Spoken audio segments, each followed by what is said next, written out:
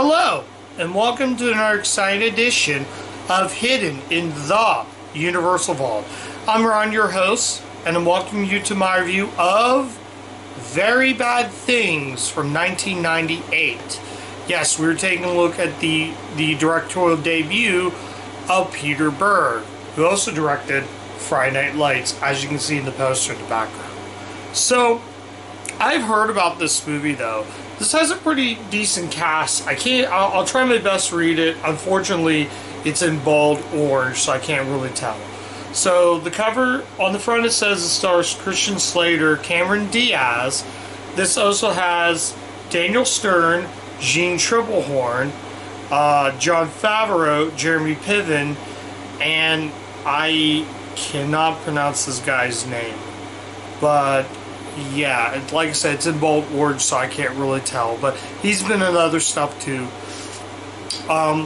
This is, like I said, it's directed by Peter Berg, and actually has a score by Stuart Copeland. Yes, Stuart Copeland. Stuart Copeland, the guy who was the drummer for The Police, did the score for this movie. So, yeah, what did I think of Very Bad Things? Well, I have a title. Well, the movie should have been called Very Dumb Things. Let's talk about Very Bad Things. So, let me read you the plot. Kyle Fisher, Favreau, has one last night to celebrate life as a single man before he marries Laura, which is Diaz's character, and Jon Favreau plays Kyle Fisher. So he set out to Vegas with 4 of his best buddies, but drugs and alcohol filled the night on the town with a stripper who goes all the way, turns into a cold night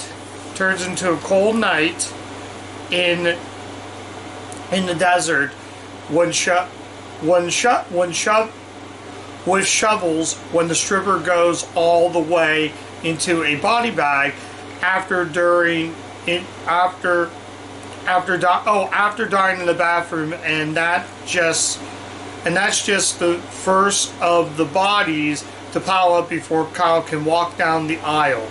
4 friends decide to bury the evidence, but fate has a way or not letting the truth stay buried for long. Several ways, in fact, all outrageous, all hilarious, and full of jaw-dropping suspense. So yeah, that's really the plot to Very Bad Things. This movie is just dumb. The problem with the movie in general is you got these characters, but they're complete idiots. It goes through the whole idiot plot. So, right off the bat, they're heading out to Vegas. And basically now they're in Vegas, and they're having a fun night. The stripper comes in. Jeremy Piven, who's in this, he plays the one guy. So they go into the bathroom, and all of a sudden a stripper is killed in the back with one of those hangers you see in hotel bathrooms. So she dies. They don't know what to do with it. Then we get the hotel police. Hotel security comes in, checking up on the guys and telling them to keep it down. There are people trying to sleep in here. So now he sees the body and they don't know what to do. So what do? They kill the hotel security guy. And all of a sudden, these 5 idiots right here on the back of the DVD. This is one of the scenes in the movie where they're hiding the hotel manager, not hotel manager, but the hotel security officer. I don't know. I'm trying not to make this review that long, but I don't have much to say. But so, all of a sudden, these guys, they're out there. Now, Piven wants to confess. Stern plays Adam, who basically, he is in hot water. All these guys are in hot water, but they're just complete idiots. Then all of a sudden, they're getting ready for a night. He's a bachelor. He's ready to get married. And all of a sudden, he decides he wants to. He damaged the car. Piven's mad, goes in the car. Stern is like, he's going to destroy my car. He gets in the way, and what happens? He gets killed. Well, he's in critical condition, but while in the hospital, he dies. So now they're trying to find clues, and now they're in hot water. Jeanne Tripplehorn plays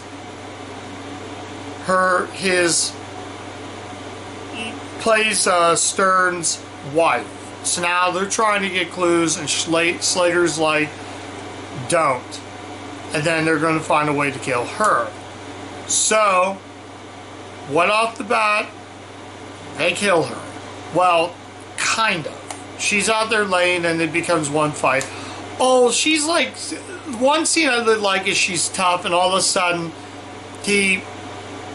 she bites Slater's genitals, literally teeth, and bites him, and he's panicking. So that's where Cameron Diaz plays the woman who is going to marry Favreau, and it's just dumb. Is this, well, I will say this, it's not Battleship bad, it's just dumb. I do like the performances. I really think everybody puts in a really good effort in performances wise. I actually think Christian Slater is the best character. He doesn't play like an idiot. He's like the smartest of these group of men. But the problem is, these adults act like children when the children act more like adults in the movie. I don't know. It's just not that good. The ending, I didn't feel satisfied. I'm not going to tell you the actual real ending, but I didn't feel satisfied. I will say this was a big disappointment. With a blockbuster cast, a star-studded cast, stellar cast is what I meant to say. You think with that, Peter Berg stepping into a directing chair, I thought, okay, maybe this could be good. Nope, it falls in the same traps that Battleship had. Dumb characters being complete idiots, following an idiot plot that idiots don't know. The whole movie's just dumb. I don't know what happened. Favreau is great as an actor, and even in the directing chair. This whole cast is good, but they're just not. It's your script. The Stuart Copeland score is good, but that's really about it. Yeah, I'm trying to think of anything else. Like I said again, I do like the cinematography. I like the suburban area. There are some scenes with cinematography, like goes one character, pans to another, back to another character, pans to another character. But how these characters they're nuts. They don't know what to do. They don't. And also another thing is, this movie can be a little too gross, especially when they're cutting the bodies up, and then they get into the crazy tradition that, hey, we killed these two people, let's continue. And even it doesn't end in a satisfying conclusion. If the ending was saved, I would have said, yeah, this movie was decent, but it's just dumb. It's sad when you have a director like Peter Berg, who made this incredible movie right here, faults with directing. His directorial debut just did not work. So unfortunately, I haven't seen Rundown yet. I've seen Rundown, and that was good. So I know that was really good. But yeah. So trying to think of anything else that I mentioned. I don't know. I'm trying to think of any other parts that I could easily say. Let me think. I don't know. I think I already mentioned everything about this movie, though. Like, it's really cool to see Daniel Stern in a different type of role than he is outside of, like... And he's also directed. And he became a director. In fact, most of these... two of them have became directors. Being directed by a an actor turned director. And I know Daniel Stern is good.